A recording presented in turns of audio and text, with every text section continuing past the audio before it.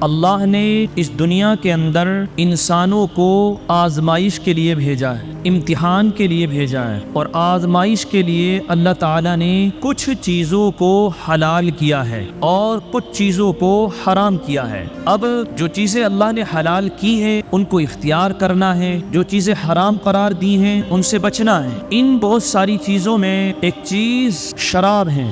اگر دیکھا جائے تو جس طریقے سے دوسرے پانی کا شربت ہوتا ہے تو بظاہر دیکھنے میں یہ اسی طرح معلوم ہوگی جیسے اور مشروبات ہیں، پینے کی چیزیں ہیں، لیکن اللہ تعالیٰ نے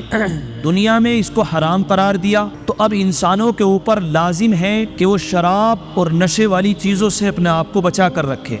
یہ شراب، اس کو اگر پینے والے یہ سوچتے ہو کہ یہ تو پانی کی طرح ہے، صرف فرق اتنا ہے کہ اس کے اندر تھوڑا سا تیزی ہے یا نشہ پن ہے، تو وہ لوگ تسلی کے ساتھ یہ سوچیں کہ یہ ایسے ہی ہے جیسے خنزیر ہوتا ہے، کہ جس طریقے سے تم دیگر حلال گوشت کھاتے ہو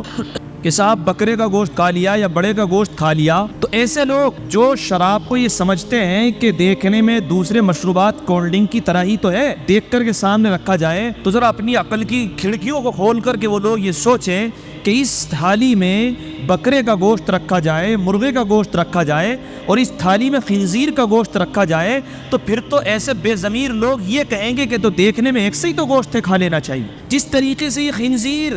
اللہ نے حرام کیا اور اس کو مسلمان دیکھنا پسند نہیں کرتا، اگر کسی برتن میں یہ بن جائے تو اس برتن میں چاہے اس کو دھو لے، تو اگر حلال کھانا بھی اس میں بنایا جائے تو پھر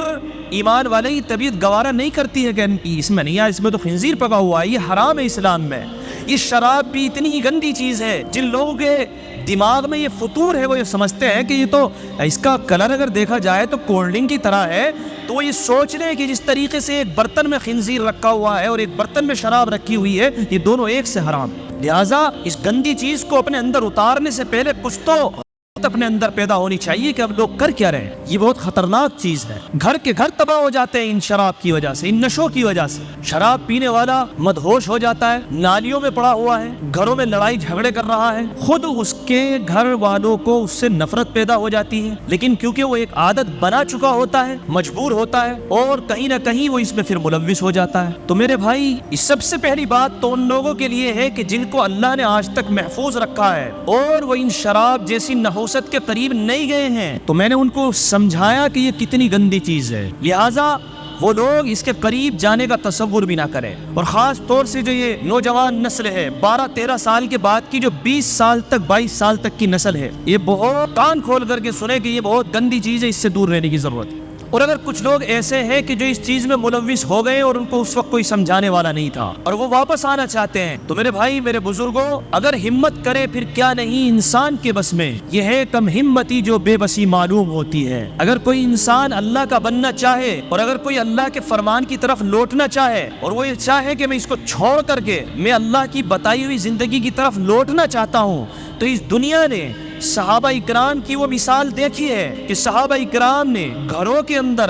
کے اندر شراب بھری ہوتی تھی، لیکن جب قرآن نے کہا کہ یہ حرام ہے اور اسلام کے اندر اس کی پینے کی گنجائش نہیں ہے، یہ اسی طرح سے گندی چیز ہے جس طرح سے خنزیر گندا ہوتا ہے، تو تاریخ میں آتا ہے، روایات میں آتا ہے کہ صحابہ اکرام نے ساری گھڑے میں بڑی ہوئی شرابوں کو ایسے بہا دیا کہ نالیوں کے اندر شہر مدینہ میں شراب بہتی ہوئی نظر آ رہی تھی۔ تو آپ خیال کریے ان نفوس کا، ان صحابہ اکرام کا، کہ ایک جھٹکے میں جب اللہ کا حکم آیا تو سب کو نالیوں میں بہا دیا کہ نہیں، یہ نہیں ہو سکتا، جب اللہ نے حرام قرار دیا ہے تو ہو سکتا ہے 1 2 4 دن 5 دن 20 دن پریشانی ہوگی، لیکن اس کے بعد میں ہم لوگ فرم بردار ہو جائیں۔ تو جو لوگ کم ہمت ہوتے ہیں کہ ہم کیسے چھوڑیں، تو ایسا نہیں ہے، سب چھوٹ سکتی ہے۔ جگر مراد آبادی رحمت اللہ علیہ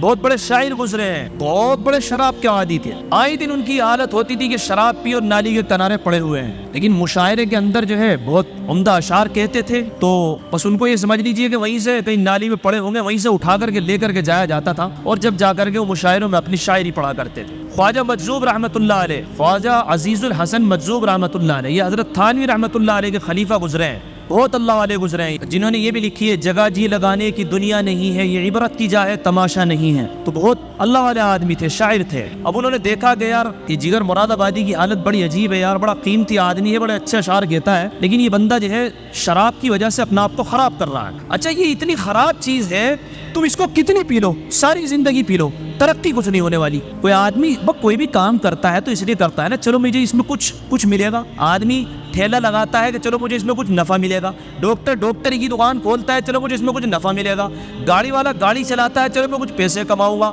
جی اور بھی کوئی کاروبار والا کاروبار کرتا ہے کہ مجھے اس میں کچھ نفع ہوگا. کھانے والا کھانا کھاتا ہے تاکہ میرے جسم کے اندر قوت اور طاقت آئے گی. تو کچھ تو اچھا ہوتا ہے، لیکن شراب پینے والا چاہے کتنی شراب پی لے سوائے بربادی کی کچھ ہے ہی نہیں. تو اس کو چھوڑنا تو یوں آسان ہے. اگر یہ سوچ لے چلو میں نے آج پی، کل پی، 1 سال 1.5 سال 2 سال 40 سال تک، 50 سال کی عمر تک، 60 سال تک کی عمر تک، میرا مرنے کا وقت آ گیا، جب تک بھی پیوں گا تو ملا کیا؟ سوچ کے دیکھیں نا ایک بات، تو بالکل ہی عقل سے ہٹی ہوئی چیز ہے. لہٰذا بند لگا دو آج، ہٹ ختم کر، جو ہوگا پریشانی ہوگی برداشت کریں گے. تو جگر مراد آبادی کو حضرت مولانا اشرف علی تھانوی رحمۃ اللہ علیہ کی خانقاہ میں لے گئے. وہاں جا کر کے یہ وعدہ وغیرہ ہو گیا کہ بھائی دیکھو میں جا تو رہا ہوں آپ کے ساتھ میں، لیکن مجھے بھائی دیکھو شراب پینے کی عادت ہے اور وہاں بھی میں شراب ضرور پیوں گا. ارے پہلے چلے تو صحیح حضرت کے پاس میں، کیونکہ حضرت مولانا اشرف علی تھانوی رحمۃ اللہ علیہ حکیم الامت ان کو کہا جاتا تھا، جنہوں نے بہشتی زیور لکھا اور تقریباً 1000 کتابوں کے مصنف ہیں. تو حضرت تو تھے ہی اس کام کے کہ انسان کو انسان بناتے تھے. وہاں گئے، اب جانے کے بعد میں کہ حضرت یہ کہہ رہے ہیں کہ وہ میں شراب پیوں گا، میں آیا تو اس شرط پر انہیں کو لے کر کے آیا ہوں، اب کیا کرنا ہے؟ تو حضرت نے کہا کہ بھائی دیکھو جو یہ خانقاہ ہے یہاں تو اللہ کا ذکر ہوتا ہے، لوگ تہجد میں اٹھتے ہیں، راتوں کو روتے ہیں، اللہ کے سامنے دعائیں مانگتے ہیں، گناہوں کی توبہ کرتے ہیں، تو یہاں تو نورانی ماحول رہتا ہے. تو یہاں تو آپ کو پینے کی اجازت نہیں ہے، البتہ یہ میرا کمرہ ہے، آپ یہاں رہیں، یہیں سوئیں، اور آپ کو پینی ہو تو یہاں پی لیں. حکمت والے لوگ ہوتے ہیں. اب جہاں سراپا اللہ کا ذکر ہوتا ہو تو رحمتیں اور برکتیں تو برستی ہیں. اب کوئی گناہ گار آدمی جو بیچارہ گناہوں میں ملوث ہے، اس کو آپ لے جا کر وہاں بیٹھا دو تو ویسے ہی گھبراتا ہے کہ یار میں آیا کیسی جگہ ہوں. بہرحال رات بھر کروٹیں بدلتے رہے. اب کروٹیں بدلتے اٹھ کر کے دیکھتے تو اب وہ خانقاہ میں کو نظر مارتے کہ بھائی یار یہ بھی لوگ ہیں. بیچارہ کوئی ادھر بیٹھا ہوا رو رہا ہے، کوئی اللہ سے گناہوں کی معافی مانگ رہا ہے، کوئی قرآن کی تلاوت کر رہا ہے، کوئی نماز میں کھڑا ہوا ہے، کوئی تلاوت کر رہا ہے، اور یہ اپنا آپ کو دیکھ رہے ہیں کہ بھائی یار تو بڑا بے غیرت انسان ہے یار، تو شراب پینے کی بات کر رہا ہے. تو اب ضمیر جو ہے نا ان کا ٹارچر کر رہا ہے. شراب منگا لی، رکھ لی پاس میں، لیکن باہر کا ماحول دیکھتے اب پریشان ہوتے کہ بھائی یار اتنا بھی بے غیرت نہیں ہونا چاہیے یار. جگر کم سے کم کچھ تو سوچ یار، کیسی جگہ پہ اگر تو نے یہ بات کہی کہ میں تو شراب پیوں گا، یہاں تو تجھے بولنا بھی نہیں چاہیے تھا، تو نے بڑا غلط کام کر دیا ہے. بہرحال صبح کو حضرت سے ملاقات ہوئی تو وہ تو ایسے ہی رکھا کہ بھائی کیا ہوا ہے، کہ حضرت سے غلطی ہو گئی، میں یہ نہیں پینی چاہیے مجھے یہاں. بس وہیں سے توبہ کی توفیق ہو گئی،